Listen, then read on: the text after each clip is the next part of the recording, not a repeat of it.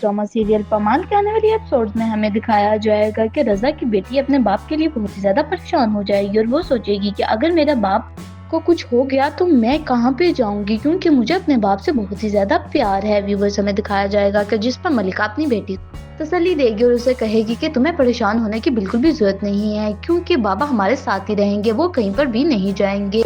Viewers हमें दिखाया जाएगा कि सब रज़ा के लिए बहुत ही ज्यादा परेशान होंगे, मगर एक सिर्फ रज़ा की भाभी ही उसके लिए परेशान नहीं होगी, क्योंकि वो यही समझेगी कि रज़ा तो ये सब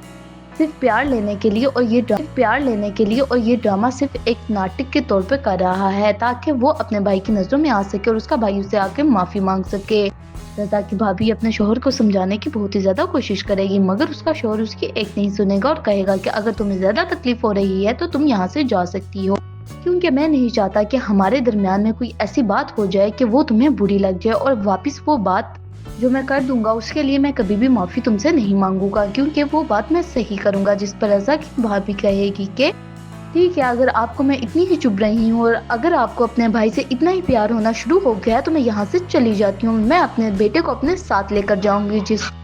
रज़ा का भाई कहेगा कि मुझे कोई भी फर्क नहीं पड़ता कि तुम यहाँ पर आओ या जाओ, क्योंकि मैं अब अपने भाई को चुन चुका हूँ और मैं तो बिल्कुल ही पागल हो गया था, मेरी तो आंखों के ऊपर पट्टी बन चुकी थी और मैंने तुम्हारी बात सुनी, मुझे इस बात पर बहुत ही ज्यादा अफसोस है।